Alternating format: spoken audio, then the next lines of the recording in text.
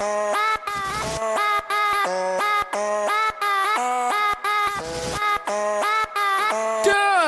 like to Walrus cooking show. Today we're going to be cooking macaroni and cheese with a walrus. And you just gotta get the bulk. So today we're using Kraft mac and cheese.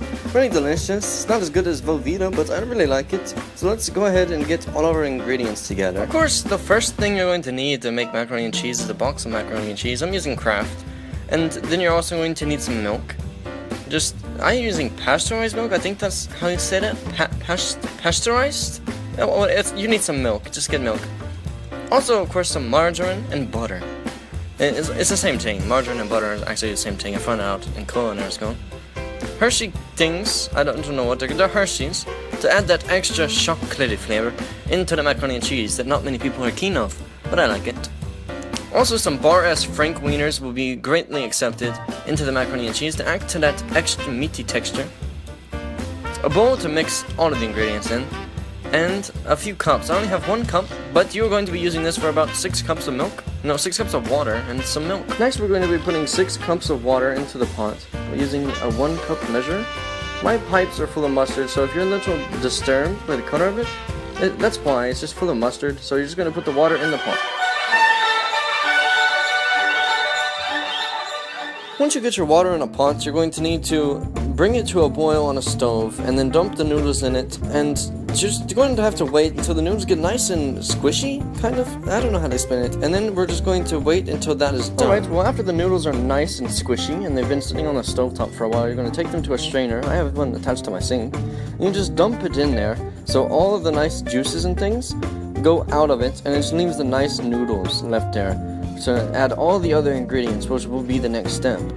It should look really glorious as you dump it in there. Alright, well, the first thing you have to do after straining it is throw in the cheese. And you don't have to use this brand of cheese, but I really like it. And then you're going to add back in the milk and the butter. I just put it in the same cup to save time. Now, this next ingredient, I'm not saying everyone has to use this, but I melted some chocolate in the microwave for some Hershey's, and they look really delicious, and they also taste really delicious when you put them inside the macaroni and cheese. Now, you don't have to use that, and you also don't have to use the hot dogs, but I really like these ingredients as well. They really increase that texture when you're eating it. It's just really, really good. I'm adding in a second one as well, just to add to that texture, just to make it really, really good. Now, it should look something like this at this point. Okay, well, after you get it strained and you get the ingredients all in there, you just have to stir it for a few minutes, I'll say maybe 2 or 3. And then we're almost ready to take it to a plate and put the finishing toppings on it for it to eat. Alright, well, now this is where it's really exciting. We're going to be adding Worcestershire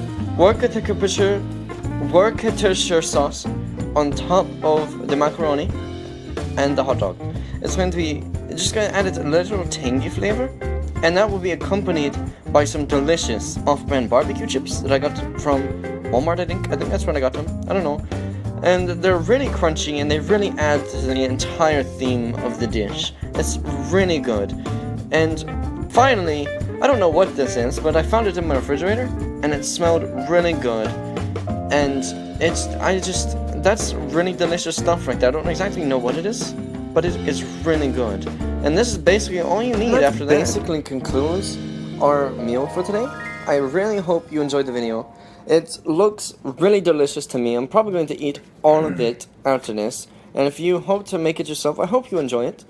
So I'll see you again. Goodbye!